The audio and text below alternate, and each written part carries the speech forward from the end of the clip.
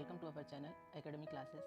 सो आप सभी लोगों को पता ही होगा कि ईएसबी ने एक शेड्यूल जारी किया है 2024 का, जिसमें बहुत सारे एग्ज़ाम्स होने वाली है। ठीक है, तो हमारा जो मेन फोकस है वो है महिला पर्यवेक्षक एवं बाल विकास के अंतर्गत जो एग्ज़ाम होने वाली है महिला पर्यवेक्षक की, उसके बारे में मैं यहाँ पे आपसे डिस्कस करने वाली हूँ।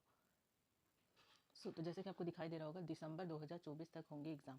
तो ये सारी जो एग्ज़ाम्स हैं ये कब तक के होने वाले, दिसंबर 2024 तक होने वाले। तो इसमें थर्ड नंबर पर महिला बाल विकास के अंतर्गत महिला पर्यवेक्षक की एग्ज़ाम होने वाली, जिसका नोटिफिकेशन जो है वो कब जारी होने वाला है, सितंबर को जारी होने वाला है। तो ये जो एग्ज़ाम है ये केवल और केवल महिलाओं के लिए होगी। परीक्षा ये जो आपके सामने जो नोटिफिकेशन का छोटा सा दिख रहा है, ये 2017 में हुई थी लास्ट टाइम एग्ज़ाम।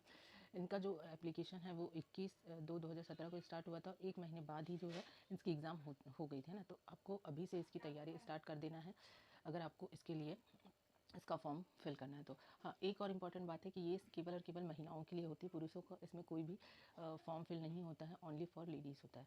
ठीक है, तो टाइप ऑफ पोस्ट की अगर मैं बात करूँ तो एक पोस्ट होती है महिला पर्यवेक्षक की, जिसमें क्वालिफिकेशन जो है ग्रेजुएशन मांगता है। एंड सेकंड पोस्ट होती है संविदा, मतलब जो पहले से आंगनबाड़ी कार्य करता है या फिर उस फील्ड में कोई काम कर रहा है, तो वो अगर 12th पास भी है तो उसके इसके लिए एलिजिबल होता है। ठीक है, एज की बात करूँ तो एज जो है मिनिमम एज 18 ईयर्स होती है एंड मैक्सिमम एज 45 होती है। लेकिन 45 ईयर उन कैंडिडेट्स के लिए होगी जो एमपी से बिलोंग करते हैं, जिनका मूल निवासी एमपी का होगा। अदर स्टेट की अगर मैं बात करूँ तो उनकी एज 35 ईयर होगी।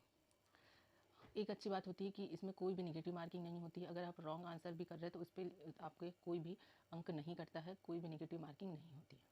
अब हम बात करते हैं सिलेबस की। तो सिलेबस की अगर मैं बात करूँ तो ये 2017 के अकॉर्डिंग हमने सिलेबस यहाँ पे चूज़ किया है।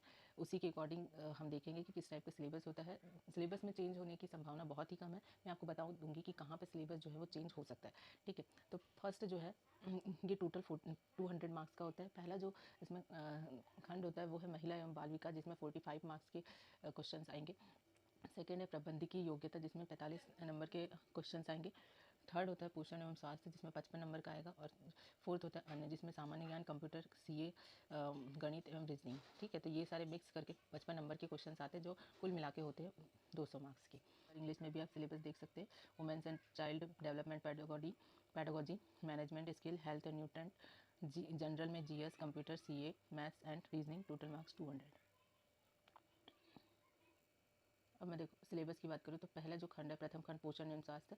इसमें पोषण जो टॉपिक है, इसमें और क्या क्या टॉपिक्स हो सकते हैं, जैसे कि आपको स्क्रीन पे दिखाई दे रहे हैं। संतुलित आहार, माइक्रोन्यूट्रिएंट, कैलोरी, विटामिन, प्रोटीन, सूक्ष्म खनिज तत्व जैसे iodine, vitamin A, iron, zinc, vitamin and calcium की कमी से होने वाली बीमारियाँ एवं उनके रोकथाम कैसे किए जाते हैं, इन सब इस टॉपिक से रिलेटेड 10 मार्क्स के क्वेश्चन आएंगे। सेकेंड है जीवन एवं विभिन्न अवस्थाओं में पोषण का महत्व, जिसमें किशोरावस्था, गर्भावस्था, धात्री माताएं, नवजात शिशु, बाल्यावस्था, वयस्क, इन सब से रिलेटेड 8 मार्क्स के क्वेश्चन आएंगे। गर्भवती एवं देखभाल, मतलब जो गर्भवती माताएं बहनें होती है उनको क्या क्या देखभाल की जरूरत पड़ती है, इससे 7 मार्क्स के आएंगे क्वेश्चन।